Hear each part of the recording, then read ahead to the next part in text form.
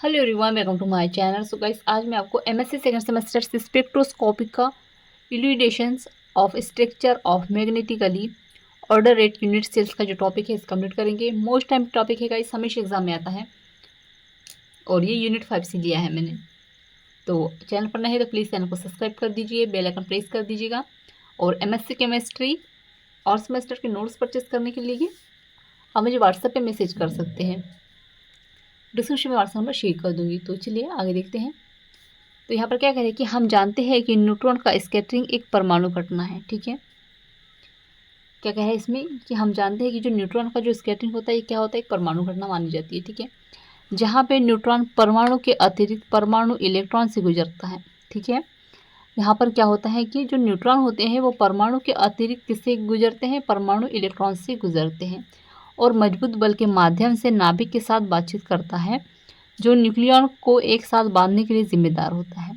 अब यहाँ पे क्या होता है कि देखिएगा, न्यूट्रॉन जो होता है वो परमाणु के अतिरिक्त किसके साथ गुजरता है, किससे गुजरता है, परमाणु या एटम इलेक्ट्रॉन से गुजरता है। ठीक है, यहाँ पर बात आपको क्लियर हो गई। अब आगे कह रहा है कि और मजबूत बल के माध्यम से, यहाँ पर क्या होता है, जो बल होगा इसका वो मजबूत होगा, तो मजबूत बल के माध्यम से नाभिक के साथ बातचीत करता है, यानी नाभिक के पास रहता है। ठीक है, नाभिक के पास रहता है, जो न्यूक्लियर के को एक साथ बांधने के लिए जिम्मेदार होता है। ठीक है, आया समझ में। यहाँ पर क्या कह रहे हैं कि जो न्यूट्रॉन परमाणु के अतिरिक्त जो न्यूट्रॉन होंगे वो सबसे पहले क्या होगा, परमाणु के अतिरिक्त परमाणु और इलेक्ट्रॉन से भी गुजरेगा। ठीक है, उसके बाद में इसके पास बहुत ज़्यादा मजबूत बल होगा। मजबूत बल होने के साथ ये नाभिक के पास होगा। ठीक है, नाभिक के पास स्थित होगा। तो अब इससे क्या होगा, जब नाभिक के पास है तो न्यूक्लियॉन को एक साथ बांधने के लिए, यानी नाभिक को और न्यूक्लियॉन को एक साथ बांधने के लिए ये क्या होता है, जिम्मेदार होता है। इतनी बात आई समझ में। तो हम कह सकते हैं कि जिस तीव्रता के साथ, यानी जिस एनर्जी के साथ, जिस बल के साथ न्यूट्रॉन बिखरे हुए हैं वह इलेक्ट्रॉन की संख्या से स्वतंत्र है और आवर्त सारणी में जो पीरियोडिक तत्व स्पष्ट रूप से भिन्न तीव्रता के साथ markedly diffraction intensity scattering neutron हो सकता है। ठीक है, अब आगे देखेंगे। तो आगे कह रहे हैं कि आमतौर पर क्रिस्टल में परमाणु को चुंबकीय व्यवहार को अलग करने के लिए न्यूट्रॉन डिफ्रेक्शन विधि का उपयोग किया जाता है। अब यहाँ पे हमको एक चीज़ बताया गया है कि न्यूट्रॉन डिफ्रेक्शन का उपयोग क्यों किया जाता है, क्योंकि देखिएगा जो आमतौर पर क्रिस्टल के परमाणु जो होते हैं, क्रिस्टल के परमाणु के चुंबकीय व्यवहार को अलग करने के लिए। ठीक है, क्यों किया जाता है, क्रिस्टल के परमाणु के चुंबकीय व्यवहार को। ठीक है, यहाँ जो क्रिस्टल के जो परमाणु होंगे उनमें चुंबकीय व्यवहार होता है, जिसको अलग करने के लिए हम किसका यूज़ करते हैं, न्यूट्रॉन डिफ्रेक्शन का यूज़ करते हैं। तो हम कह सकते हैं कि न्यूट्रॉन डिफ्रेक्शन की सहायता से हम मैग्नेटिक रूप से क्रमिक इकाई सेल की संरचना को स्पष्ट कर सकते हैं। ठीक है, अब अगर यदि जाली बिंदु पर परमाणु के स्पिन को एंटी फेरोमैग्नेटिक मटेरियल के रूप में आदेश दिया जाता है तो विवर्तन का भी आदेश दिया जाता है। ठीक है, आगे देखते हैं। और आदेशित विवर्तन पैटर्न देखा जाता है। इस प्रकार हम क्रिस्टल के चुंबकीय व्यवहार को भी व्यक्त कर सकते हैं। अब आगे देखेंगे।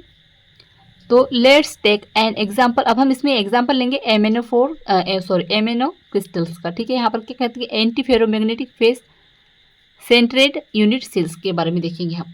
तो यहाँ पर देखिएगा, ये डायग्राम क्या है, गलत हो गया था मेरे से। ठीक है, आपको इस तरह से करना है, ये भी थोड़ा ये आपको एक बॉक्स की तरह, ठीक है, जो चौकोन बॉक्स होता है वो इस तरह से करना है। ये इधर आ जाता थोड़ा, ये इधर आ जाता और ये इधर आ जाता। ठीक है, ये इधर आ जाता तो ये सीधा बॉक्स बन जाता। ठीक है, पर कोई नहीं, आपको समझ में आ रहा है कि ये क्या है, आपको समझ में आना चाहिए, इतना ज़्यादा ज़रूरी, फिर आप अपने हिसाब से बना लीजिएगा। अब आगे देखेंगे। तो एमएनओ क्रिस्टल में जो एमएन होता है, एमएन आयनों का युग्मन BMV स्पिन उत्तेजक अवस्था से होता है। ठीक है, यहाँ जो O आयन मध्यवर्ती आयन के रूप में कार्य करता है। अब यहाँ पर देखिएगा, दो चीज़ों के बारे में हमको बात करते हैं। एमएन क्या है, यहाँ पर एमएन आयनों का युग्मन है जो उत्तेजित अवस्था में होता है, और O क्या है, यहाँ पर मध्यवर्ती आयन के रूप में कार्य करता है। ठीक है,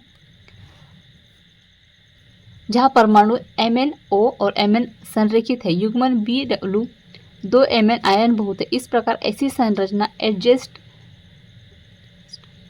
Mn आयन के मैग्नेटिक वेक्टर को जब हस्तक्षेप करने वाले आयन द्वारा अलग किया जाता है तो विपरीत दिशा में बिंदु NTI को जन्म देते हैं। जैसे कि आप यहाँ पर देख सकते हैं, यहाँ